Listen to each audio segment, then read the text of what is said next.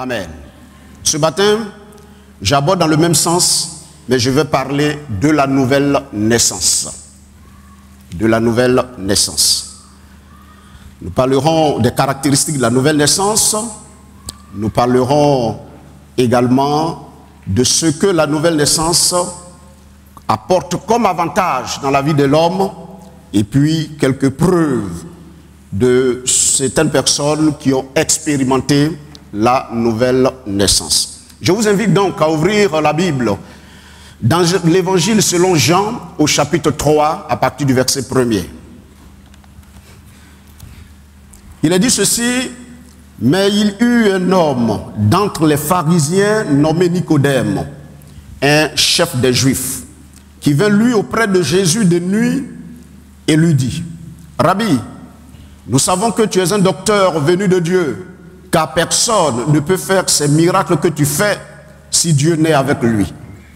Jésus lui répondit: en vérité, je te le dis, si un homme ne naît de nouveau, il ne peut voir le royaume de Dieu. Nicodème lui dit: comment un homme peut-il naître quand il est vieux? Peut-il entrer dans le sein de sa mère et naître? Jésus répondit: en vérité, je te le dis, si un homme ne naît d'eau et d'esprit, il ne peut entrer dans le royaume de Dieu. Ce qui est né de la chair est chair, et ce qui est né de l'esprit est esprit. Ne t'étonne pas que je t'ai dit, il faut que tu naisses de nouveau. Le vent souffle où il veut, et tu en entends le bruit. Mais tu ne sais d'où il vient, ni où il va. Il en est ainsi de tout homme qui est né de l'esprit. Nicodème lui dit: comment cela peut-il se faire? Jésus lui répondit: tu es le docteur d'Israël et tu ne sais pas ces choses? En vérité, je te le dis, nous disons ce que nous savons et nous rendons témoignage de ce que nous avons vu, et vous ne recevez pas notre témoignage. Si vous ne croyez pas quand je vous ai parlé des choses terrestres, comment croirez-vous quand je vous parlerai des choses célestes? Personne n'est monté au ciel, si ce n'est celui qui est descendu du ciel, le Fils de l'homme qui est dans le ciel. Et comme Moïse éleva le serpent dans le désert, il faut de même que le Fils de l'homme soit élevé, afin que quiconque croit en lui ait la vie éternelle. Car Dieu a tant aimé le monde qu'il a donné son Fils unique, afin que quiconque croit en lui ne périsse point, mais qu'il ait la vie éternelle. Dieu, en effet, n'a pas envoyé son Fils dans le monde pour qu'il juge le monde, mais pour que le monde soit sauvé par lui. Celui qui croit en lui n'est point jugé, mais celui qui ne croit pas est déjà jugé, parce qu'il n'a pas cru au nom du Fils unique de Dieu. Et ce jugement, c'est que la lumière étant venue dans le monde, les hommes ont préféré les ténèbres à la lumière, parce que leurs œuvres étaient mauvaises. Car quiconque fait le mal est la lumière, et ne vient point à la lumière de peur que ses œuvres ne soient dévoilées. Mais celui qui agit selon la vérité vient à la lumière, afin que ses œuvres soient manifestées, parce qu'elles sont faites en Dieu. Amen. Nous allons prier. Donnez le micro à l'ancien Adier, s'il vous plaît, qui va prier pour le message.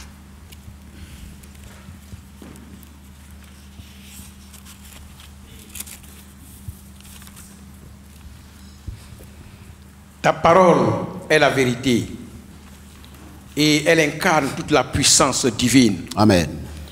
Quiconque se laisse toucher est transformé. Alléluia. Et sa vie est propulsée en avant dans le royaume de Dieu.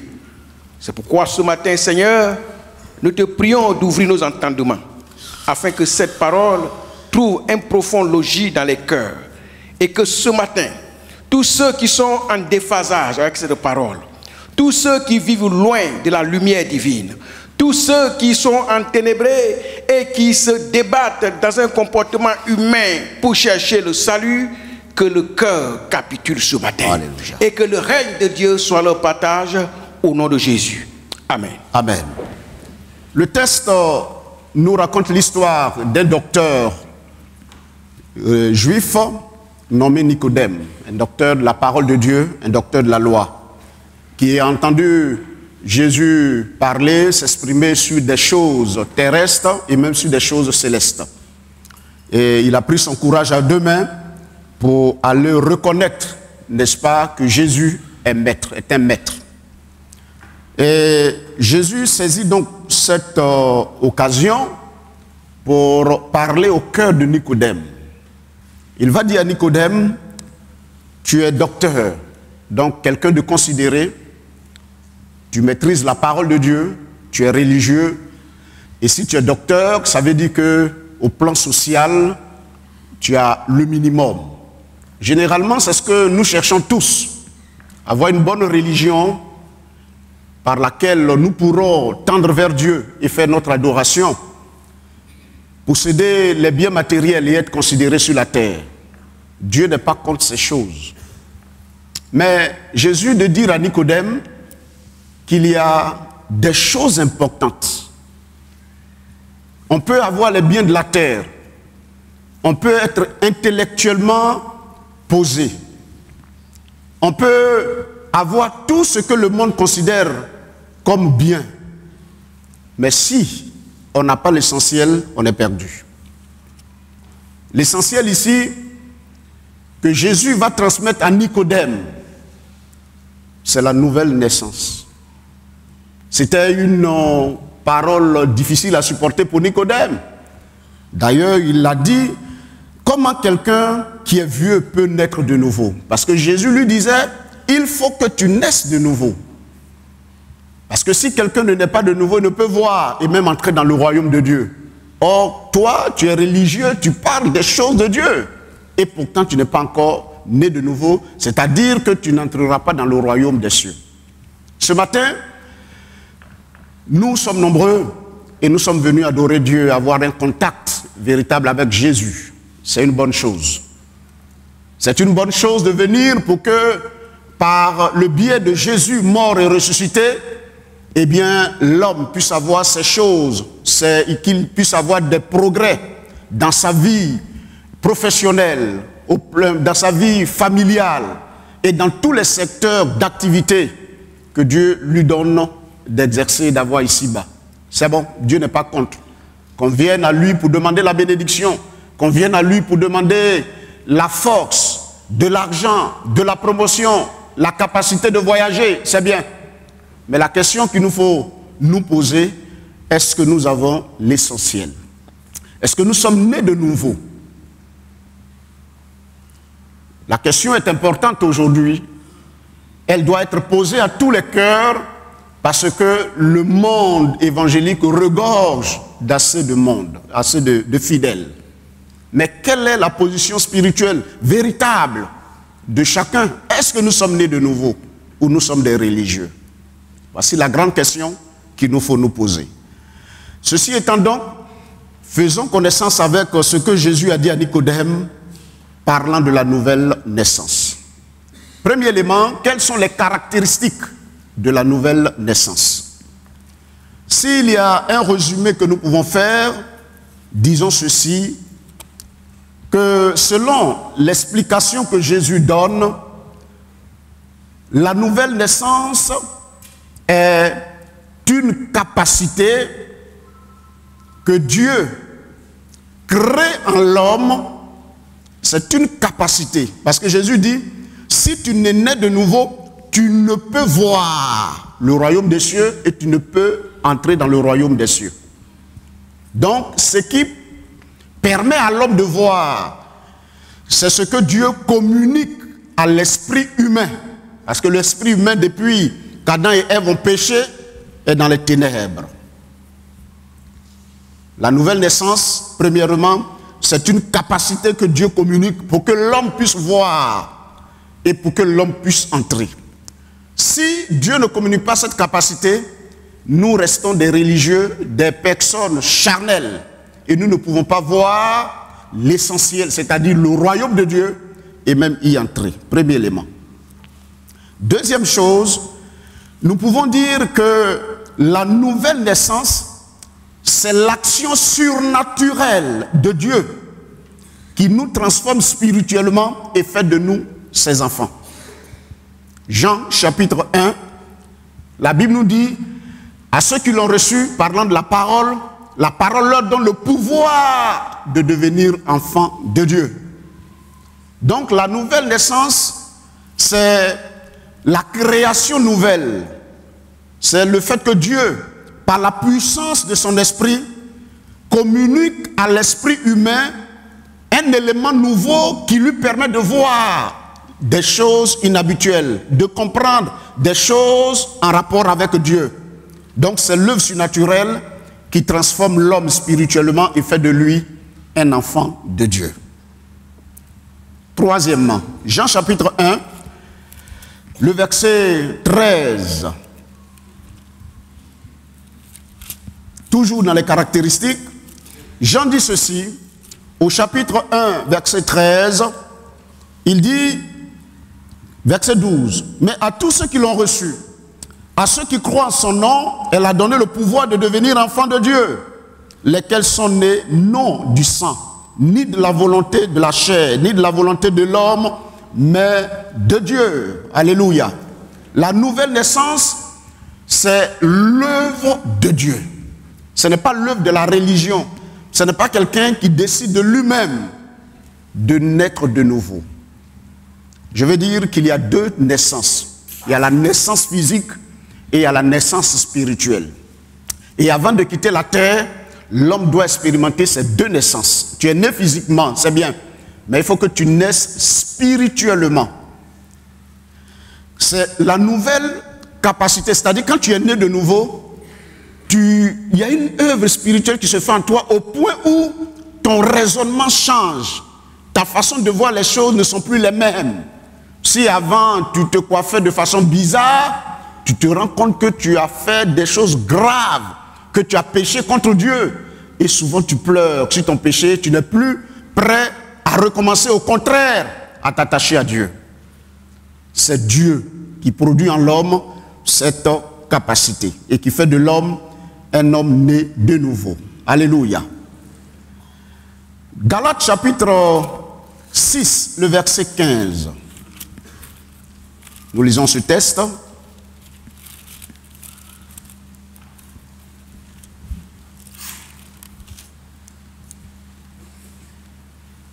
Paul dit ceci, car ce n'est rien que d'être circoncis ou incirconcis. Ce qui est quelque chose, c'est d'être une nouvelle création. À l'époque, chez les Juifs, avant bien sûr la venue de Jésus, ceux qui faisaient partie du peuple d'Israël se distinguaient par la circoncision. Et cela a été pratiqué, et tous les peuples font la circoncision aujourd'hui. Mais c'était la marque, une des marques de l'alliance de Dieu avec le peuple d'Israël, bien sûr, avec Abraham. Il y a eu d'autres alliances dans la Bible. L'arc-en-ciel a été un élément que Dieu a utilisé pour montrer son alliance à un moment donné avec l'humanité. Et au temps d'Abraham, Dieu a choisi la circoncision. C'est-à-dire que ceux qui étaient circoncis faisaient partie du peuple de Dieu. Et au temps de Paul, les gens s'agrippaient aux éléments extérieurs de la foi. C'est-à-dire faire les ablutions, se circoncire, ainsi de suite. Et quand ils l'ont fait, ils pensent qu'ils étaient en connexion avec Dieu. Alors Jésus va leur dire, Paul plutôt va leur dire, que ce qui est important, ce n'est pas d'être circoncis ou de ne pas l'être. Mais ce qui est important ici, c'est de naître de nouveau. C'est d'être une nouvelle création. C'est d'avoir en soi une nouvelle puce, entre guillemets, un nouveau programme de vie à l'intérieur de nous. C'est ce que Paul va dire, n'est-ce pas, aux Galates. Dans 1 Pierre, au chapitre 1, le verset 3, eh bien, qui rejoint un peu les autres textes de l'évangile selon Jean, 1 Pierre, il nous a dit, dans 1 Pierre, au chapitre 3, chapitre 1 plutôt, verset 3, ceci.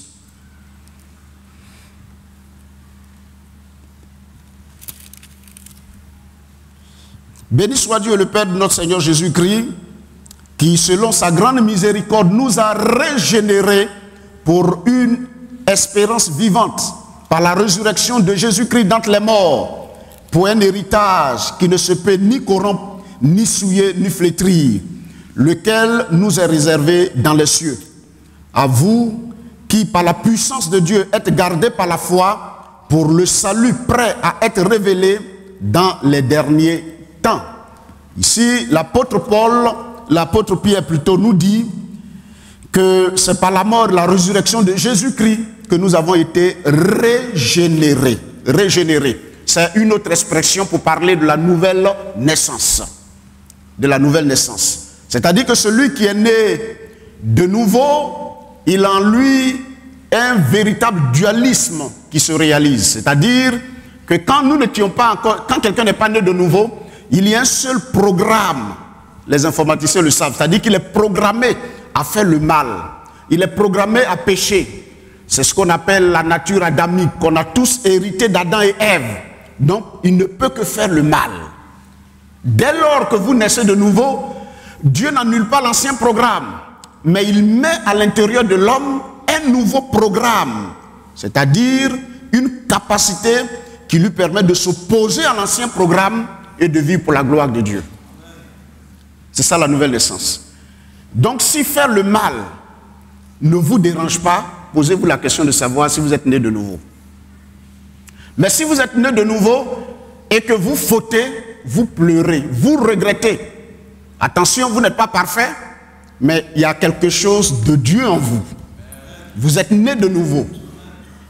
C'est ce que Paul a dit dans Romains au chapitre 7.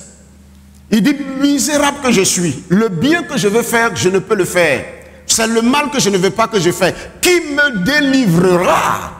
Ça, c'est le langage de quelqu'un qui est né de nouveau. Amen. Alors, tu n'es pas parfait, certes, mais si tu as ce dualisme en toi, si tu as ces oppositions en toi, que tu sens ces luttes au quotidien, tu es né de nouveau. Réjouis-toi. Dieu en toi, tu es né de nouveau. Alléluia. Gloire à Dieu. Ici donc, c'est la régénération. Et c'est ce que Pierre nous dit. Sixième élément, toujours dans les caractéristiques, la nouvelle naissance ou la régénération est la manifestation de la grande compassion de Dieu.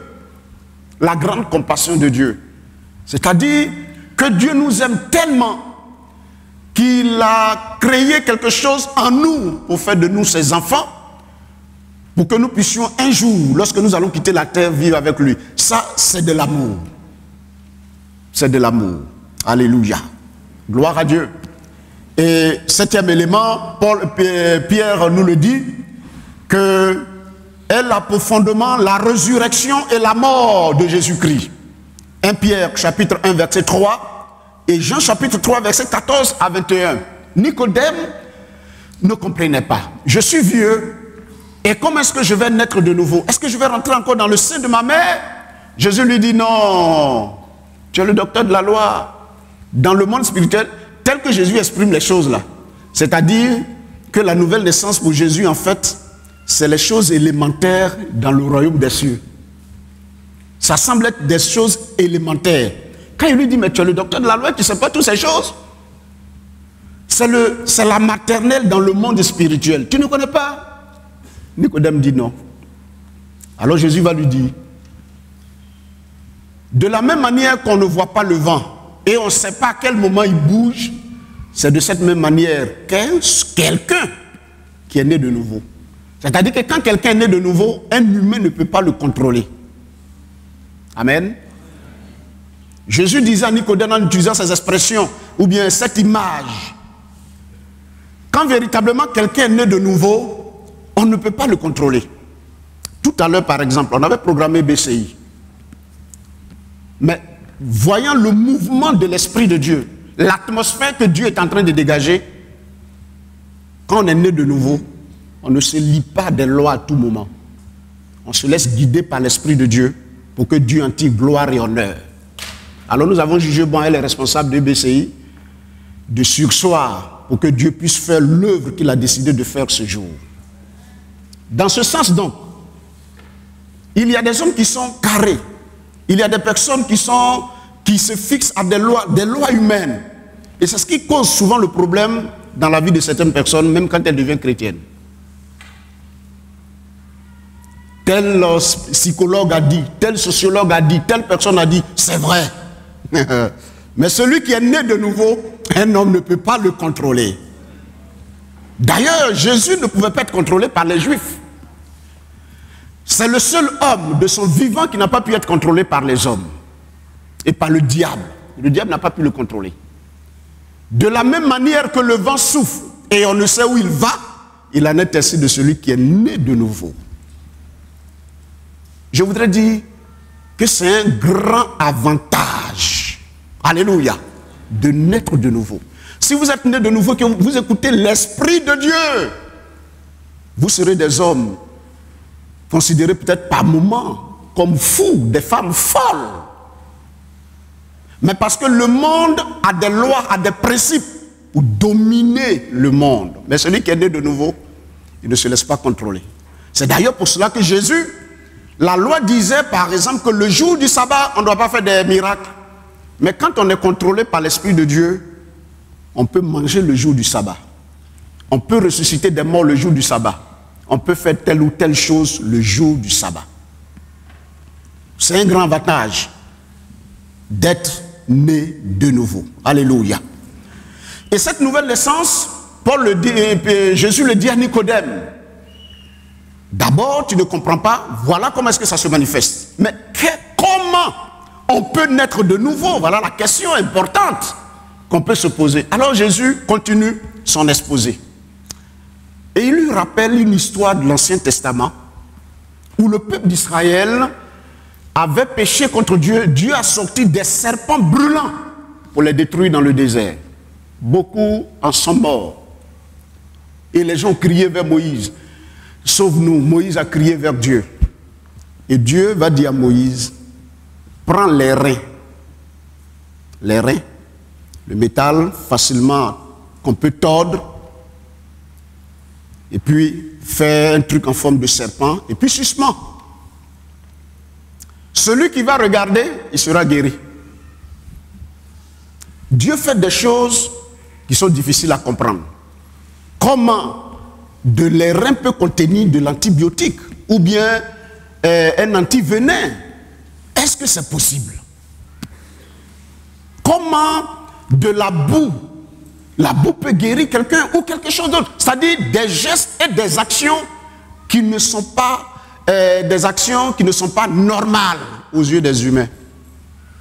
J'ouvre une parenthèse pour dire, la foi ne se fie pas dans l'action à poser, mais la foi se confie dans la déclaration de Dieu. Amen. Beaucoup n'ont pas la foi parce qu'ils cherchent à comprendre la composition de telle ou telle chose pour pouvoir faire ce que Dieu leur a dit de faire. Pierre et ses amis ont péché toute la nuit et ils n'ont rien pris. Et parce qu'en réalité, étant des pêcheurs, c'est la nuit on peut prendre du poisson là où Jésus a dit de déposer les filets. Dans la journée, là, les poissons sont partis. Moi, là-bas, ce que Pierre va dire, sur ta déclaration, je jette le filet.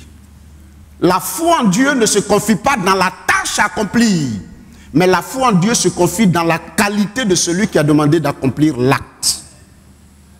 Et si tu l'accomplis, quelque chose de spécial va se passer dans ta vie. Alléluia.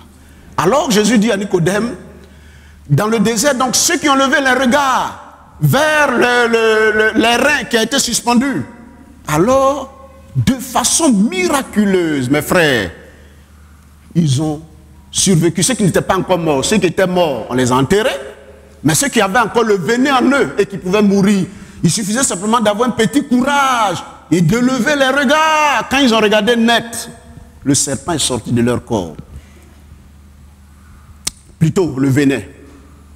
Ce n'est pas que quelque chose s'est passé, mais la confiance placée dans la parole du Dieu vivant a créé quelque chose d'inattendu. Alors Jésus dit à Nicodème, de cette même manière, le Fils de l'homme, lui Jésus, il sera élevé, parlant de sa mort et de sa résurrection.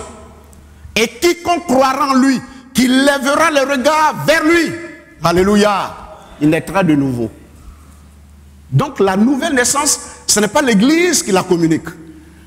Mais l'Église, si on peut bien voir, l'Église sert d'intermédiaire, d'interface pour montrer le chemin. Et le chemin, c'est Jésus. C'est pour cela qu'il nous est dit dans Jean chapitre 3, verset 16, que Dieu a tellement aimé le monde qu'il a donné son Fils unique, afin que quiconque croit en lui ne périsse point, mais qu'il ait la vie éternelle. Amen. La nouvelle naissance vient de par le fait que l'homme tourne ses regards vers la croix, vers la mort, vers l'ensevelissement, la résurrection et l'enlèvement de Jésus au ciel et sa glorification. Voici le programme de Dieu pour que l'homme soit sauvé. Ce jour donc, je t'invite à porter tes regards vers Jésus-Christ qui a été suspendu entre ciel et terre, qui a pris les péchés de l'humanité. Entre midi et 15 heures, le monde est devenu noir quand Jésus a été crucifié. En ce moment bien précis, Dieu a créé, est en train de faire, d'aspirer les péchés de l'humanité, la culpabilité des hommes, et il a déposé sur Jésus. Jésus, on peut le supposer, était devenu comme du charbon noir de péché. Et il a crié, Père, Père, pourquoi tu m'abandonnes? Parce qu'en réalité, ce Jésus-là venait de prendre ton péché et le mien. Dès lors que tu crois que c'est pour ton péché que Jésus allait à la croix, de la même manière que les reins ont été suspendus, si tu regardes Jésus, c'est-à-dire si tu crois à son œuvre à la croix, alors la nouvelle naissance, Dieu l'a créée lui-même dans ton âme et dans ton cœur. Et à un moment donné, tu te rends compte que tu fais des choses, tu te débarrasses des habitudes et tu ne fréquenteras plus certains lieux, tu ne comprends pas pourquoi tu n'y vas plus. Tout simplement parce que il y a quelque chose que Dieu a créé en toi, parce que tu as levé tes regards vers Jésus-Christ, mort, enseveli, ressuscité, enlevé et assis à la droite de Dieu le Père. Amen. Gloire à Dieu. Huitième élément. L'élément qui crée la semence, Pierre, 1 Pierre au chapitre 1, le verset 23. 23.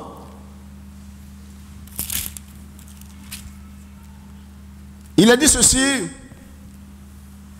puisque vous avez été régénérés, non par une semence corruptible, mais par une semence incorruptible, par la parole vivante et permanente de Dieu. Car toute chair est comme l'herbe et toute sa gloire comme la fleur de l'herbe. L'herbe sèche et la fleur tombe. Mais la parole du Seigneur demeure éternellement. Et cette parole est celle que vous avez, est celle qui vous a été annoncée par l'évangile. Alléluia. Donc la nouvelle naissance est créée quand quelqu'un entend la parole. Et cette parole n'est pas une parole, je dirais, temporaire, des vérités temporaires, mais ce sont des vérités éternelles en rapport avec le Fils de Dieu. Ce matin, si tu crois, tu ne seras plus condamné.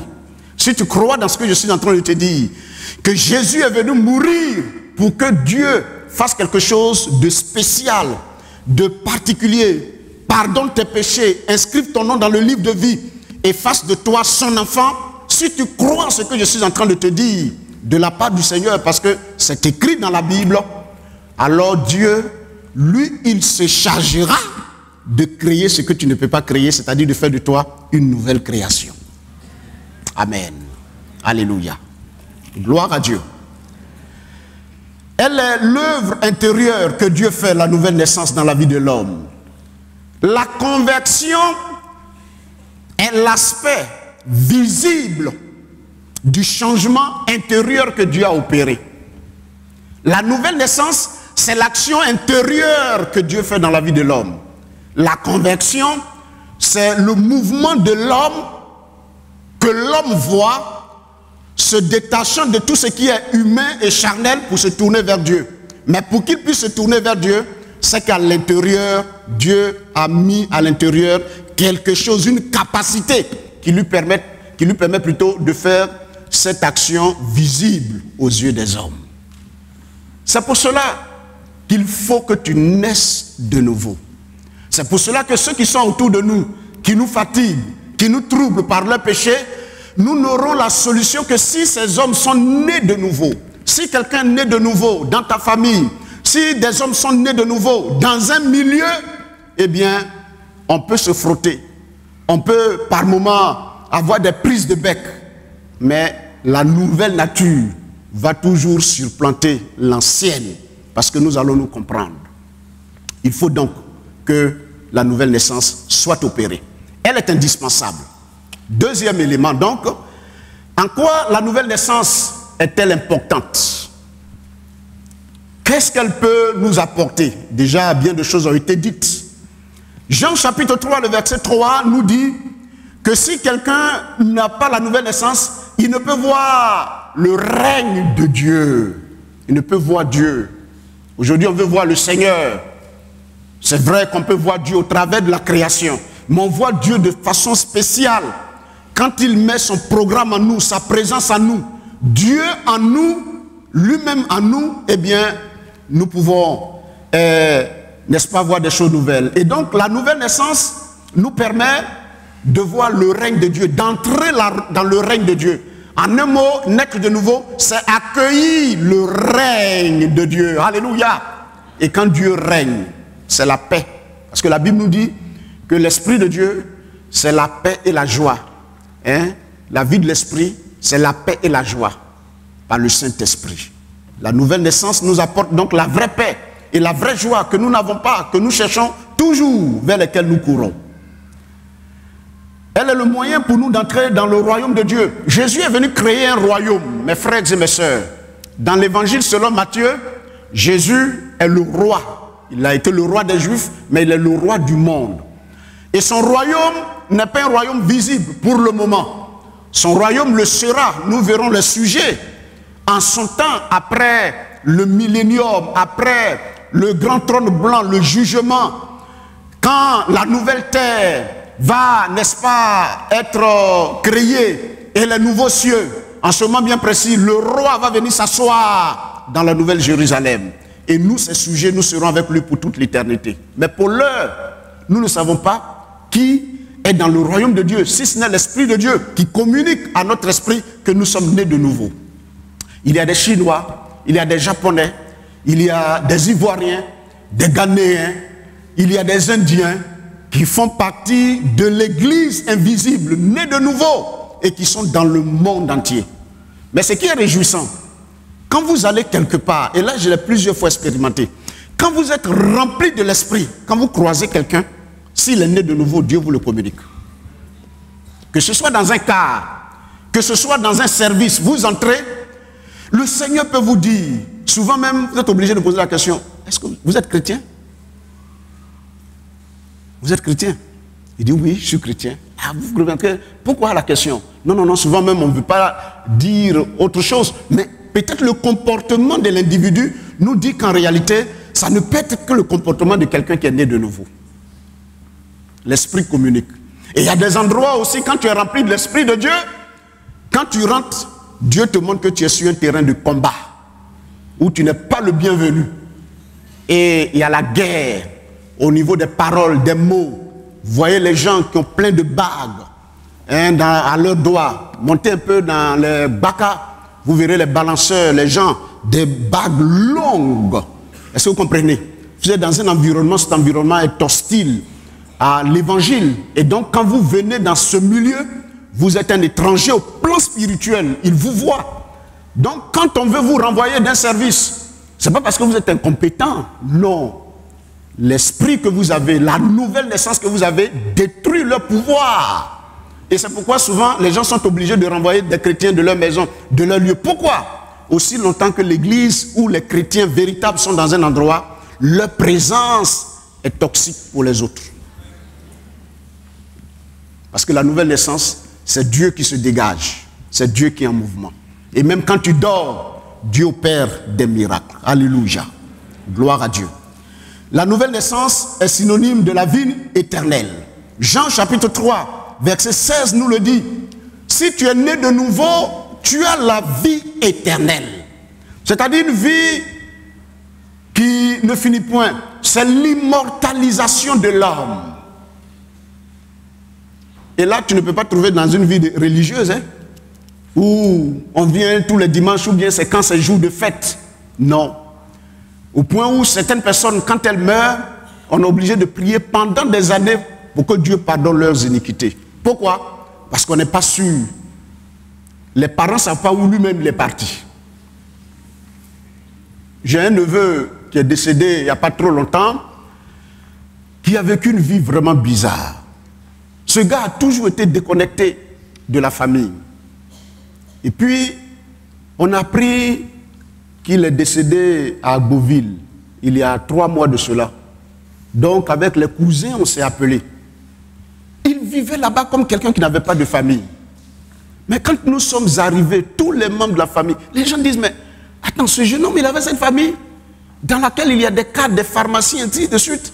On a dit, oui, mais notre neveu, là, voici sa maman. C'est quelqu'un qui s'est toujours... Il avait un mal.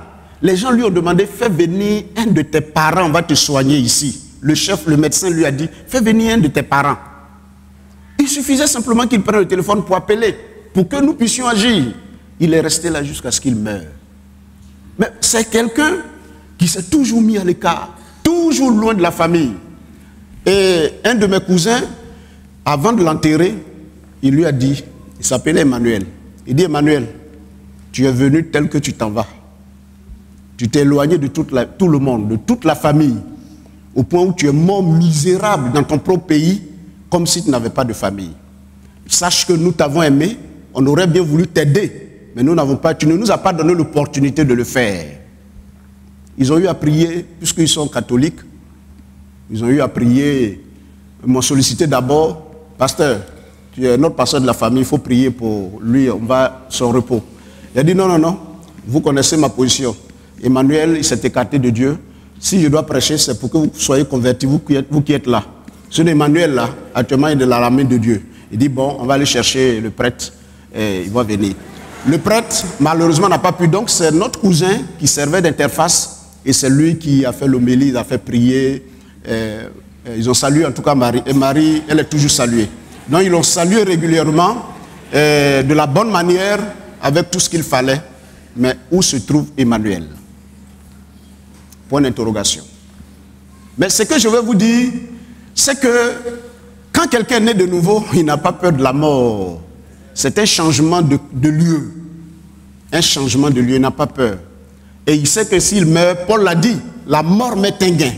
Les gens fuient la mort, mais pour le chrétien, la mort est un gain. Pourquoi? Parce que c'est l'occasion pour lui de vivre dans un lieu où il y aura un repos éternel. Il n'y aura plus de larmes, de douleurs. Il n'y aura plus de... En tout cas, tout ce que nous connaissons sous la terre, là, dès lors que tu meurs, c'est terminé. Et surtout, quand tu meurs et que tu es né de nouveau. La joie dans ton cœur. On a vu des corps chrétiens, quand tu les regardes, on sent la gloire de Dieu.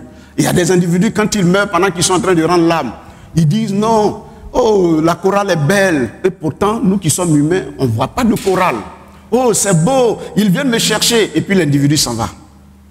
Propre, calme. Parce que la personne est née de nouveau. C'est où ce que tu as choisi sur la terre, là, c'est là-bas que tu iras après ta mort. Amen. Ce jour, donc, je vais te dire que si tu es né de nouveau, si tu tombes, c'est Dieu qui vient te prendre. Étienne est mort. Quand il est tombé, le ciel s'est ouvert et Jésus s'est tenu debout pour accueillir l'esprit d'Étienne. Tu sais où tu vas quand tu es né de nouveau. Alors je vais te dire, toi qui m'écoutes ce matin, peut-être tu as été invité. Les moutons marchent ensemble, mais ils n'ont pas le même prix. Toi et moi, on n'est pas la même chose. On peut manger ensemble. Et même peut-être la personne qui t'a invité, vous n'êtes pas la même chose. Parce qu'elle est née de nouveau. Elle est connectée au Tout-Puissant, au lion de la tribu de Juda, au Dieu vivant et vrai. Vous n'avez pas la même destinée et la même destination. Alléluia. Gloire à Dieu. Lisons les derniers éléments au chapitre 1 de Pierre, au verset 4. 1 Pierre, bien sûr. Il dit, au verset 3, « Béni soit Dieu, le Père de notre Seigneur Jésus-Christ, qui selon sa grande miséricorde nous a régénérés pour une espérance vivante par la résurrection de Jésus-Christ d'entre les morts. » Pourquoi? Pour un héritage qui ne se peut ni corrompre, ni souiller, ni flétrir, lequel nous est réservé dans les cieux. Amen. Dieu nous fait naître de nouveau pour un héritage. Ça, la Bible nous dit que ce que Dieu a réservé pour les saints là, l'œil humain n'a pas vu. le cerveau humain ne peut pas imaginer ce que Dieu a réservé pour ceux qui sont nés de nouveau. Alléluia. Et donc, ces choses nous attendent. Un héritage. Donc, où on est là? Celui qui est né de nouveau, il est héritier. Il est héritier et co-héritier avec le Christ. Il est héritier de Dieu. Et ce sont des choses que personne ne pourra nous ravir. C'est pourquoi il faut que tu naisses de nouveau. Alléluia. Gloire à Dieu. Troisième élément, nous avons un cas simple, celui de l'apôtre Paul.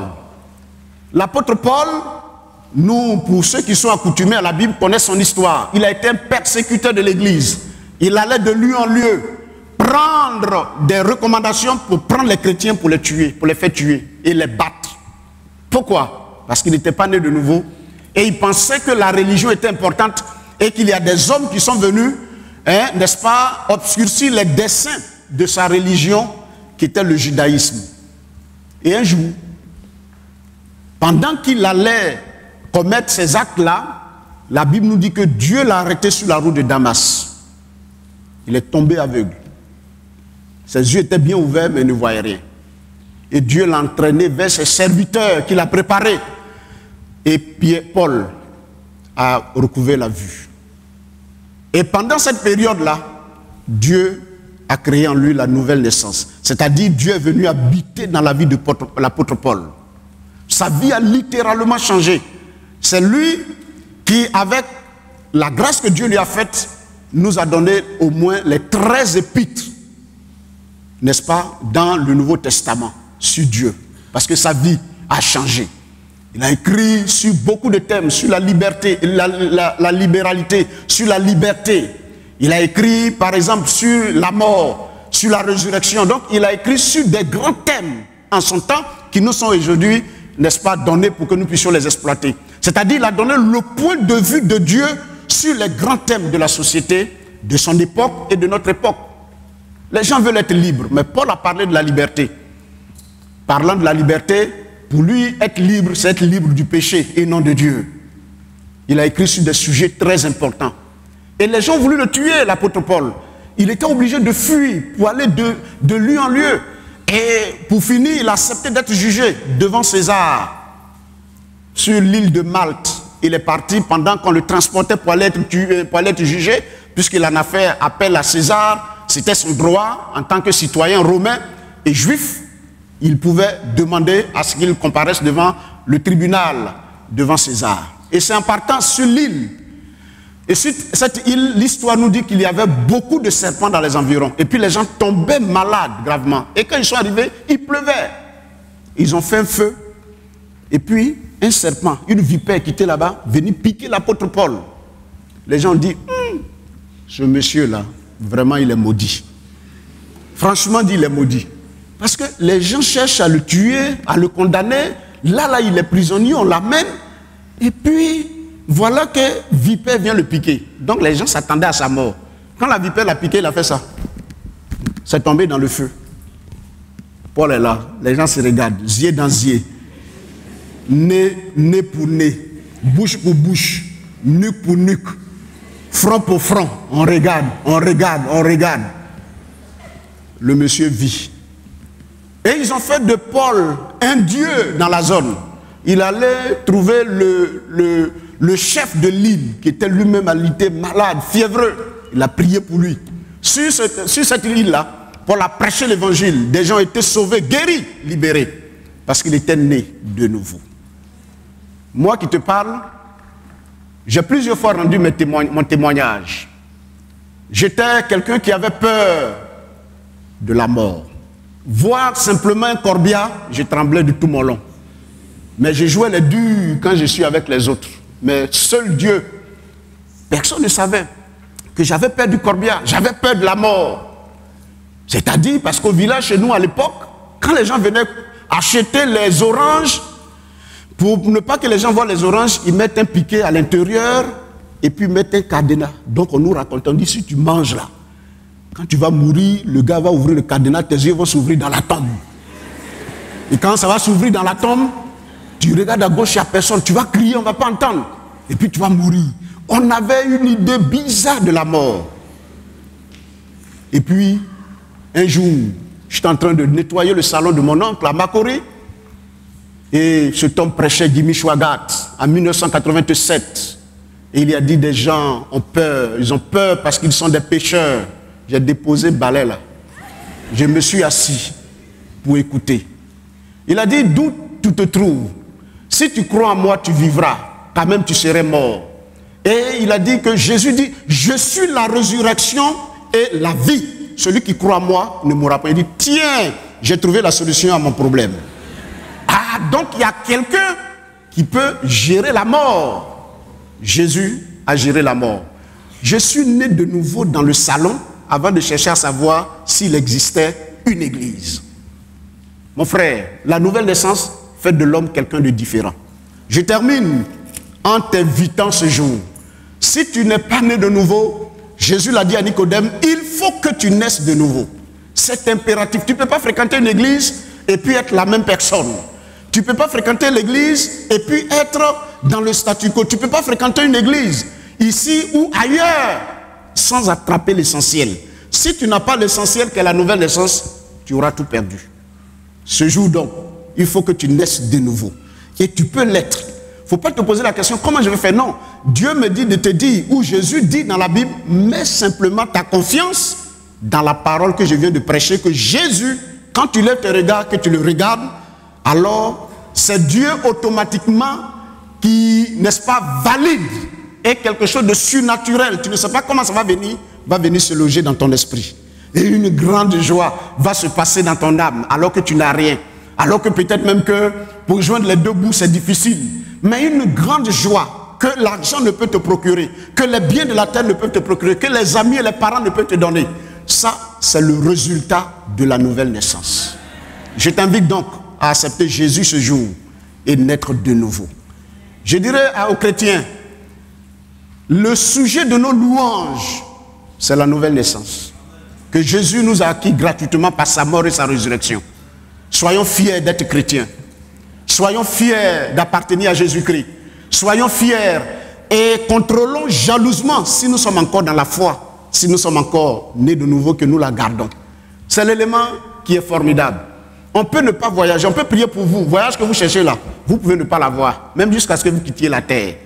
Ou bien même, on peut prier. Ça va s'ouvrir. Tu vas faire le tour du monde. Tes activités vont marcher. Ton commerce va marcher. Mais si tu n'as pas l'essentiel, tu auras tout perdu. Mais si tu as ça et que tu as la nouvelle naissance, Dieu n'est pas contre. Tu peux avoir tous les biens du monde. Mais à la base, rassure-toi si tu es né de nouveau. Que Dieu nous bénisse. Amen.